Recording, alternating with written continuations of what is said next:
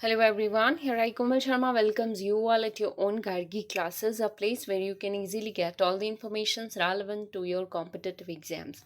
So आज के इस वीडियो में हम उन सारे वर्ड्स और वोकैबलरीज को डिस्कस करेंगे जो कि एक्सट्रैक्टेड है आपके editorial discussion of Indian express newspaper from today only. It's 14th of July 2021. So let's begin with the first word. So for today, your first word is spurt. Spurt plays both the role in a sentence as a verb or a noun. दोनों roles play करता है एक sentence में as a verb or noun. और इसका मतलब होता है move with a sudden speed. कोई भी चीज़ जब suddenly speed के साथ बढ़ती है, ठीक है? So they we use this word spurt.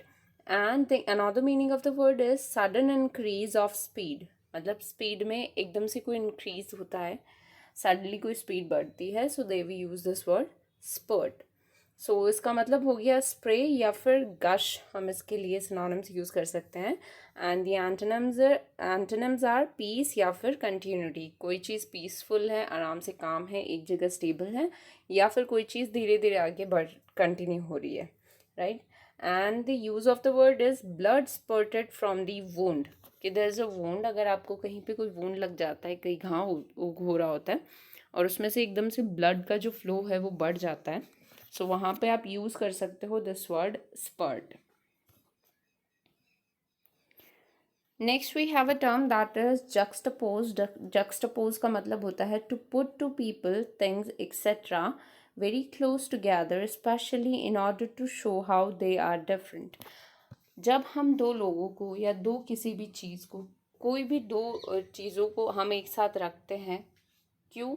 उन दोनों के बीच में कंपैरिजन क्रिएट करने के लिए, राइट, और उनमें डिफरेंस बताने के लिए. जब दो चीज़ों को या दो लोगों को एक दूसरे के साथ लाया जाता है, स्टैंड और well be put two people और two things too close with each other, ताकि हम उन दोनों के बीच का डिफरेंस शो कर सकें, उन दोनों के बीच में कंपेयर कर सकें.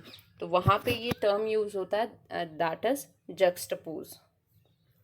Next we have a word that is burgeoning. Burgeoning is an adjective. Burgeoning का मतलब होता है बिगनिंग टू ग्रो और इंक्रीज रैपिडली. कोई चीज़ रैपिडली इंक्रीज हो रही है, ग्रो हो रही है, प्रॉस्पर हो रही है, तो वहाँ पे बर्जनिंग वर्ड का यूज़ होता है. तो यहाँ पे सिनोनिम्स हम यूज़ करेंगे प्रॉस्पर या फिर increase.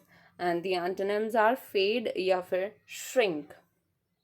So are companies business is burgeoning now, कि हमारे जो कंपनी का जो बिजनेस है वो अब धीरे धीरे बढ़ रहा है. So they we use this word burgeoning. Growing भी बोल सकते हो आप.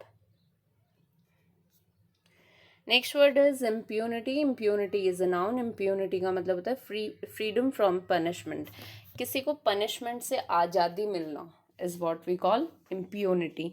या फिर कोई भी डिजास्टरस कॉन्सिक्वेंसेस से अगर हमें मुक्ति मिलती है तो वहाँ पे भी इम्प्यूनिटी वर्ड का यूज़ होता है. तो उसके सिनोनिम्स हम यूज़ करेंगे पार्डन या फिर privilege. And the antonyms are while you are liable and you are responsible for the crime.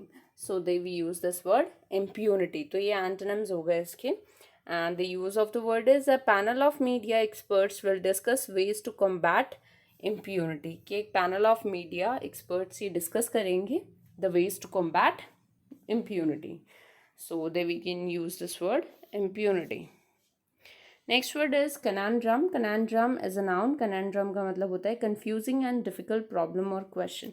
कोई भी ऐसा क्वेश्चन या कोई भी ऐसा प्रॉब्लम जो कि बहुत ज़्यादा डिफिकल्ट होता है उसको आंसर करना, या बहुत ज़्यादा कंफ्यूजिंग होता है, ठीक है. So they we can use this word conundrum. Synonyms of the word are problem, puzzle, riddle भी आप यूज़ कर सकते हो. And the antonyms are solution या फिर answer. So the administration is facing a familiar conundrum, कि जो administration है वो फेस कर रहा है एक फैमिलियर प्रॉब्लम्स को, डिफिकल्टीज को या पजल्स को. Next word is allegiance. Allegiance is a noun. Allegiance का मतलब होता है लॉयल्टी और कमिटमेंट टू अ सुपीरियर और टू अ ग्रुप और कॉज, ठीक है. अपने से सुपीरियर को या किसी ग्रुप को या कॉज के लिए लॉयल होना, कमिट करना is what we call allegiance. तो फेथफुलनेस या फिर डिवोशन हम इसके लिए सिनोनिम्स यूज़ कर सकते हैं. लॉयल भी यूज़ कर सकते हो. And the antonyms are disloyalty या फिर ट्रैचरी. So medieval knights took an oath of allegiance loyalty to their lord, की जो medieval knights थे उन्होंने एक प्रतिज्ञा की थी कि वो लॉयल रहेंगे towards their lords. So we use this word allegiance there. Next word is whimper. Whimper plays both the role in a sentence as a verb or a noun. दोनों roles play करता है. इसका मतलब होता है make a series of low feeble sounds expressive of fear pain और unhappiness. जब आप में ये फीलिंग्स होती हैं, फीलिंग्स ऑफ फेयर, पेन और अनहैप्पीनेस, और उसकी वजह से आप बहुत ही धीरे साउंड में रोते हो, ठीक है, कराते हो, is what we call. So there is a make of series of low, make a series of low, बिल्कुल धीरे, फीबल साउंड्स जो कि आपके फेयर, पेन या अनहैप्पीनेस को एक्सप्रेस करें. सो वहाँ पे हम यूज़ करेंगे ये word that is whimper. So cry या सोब हम इसके लिए सिनोनिम्स यूज़ कर सकते हैं. एंटोनिम्स आर रोर या फिर silent. So a child nearby begin to whimper, कि वहाँ पे चाइल्ड है जो उसने सोब करना शुरू कर दिया. Another word is this is a term basically stewardship, which is extracted from the word steward. तो इसका मतलब होता है द जॉब ऑफ सुपरवाइजिंग और taking care of something such as an organisation और प्रॉपर्टी.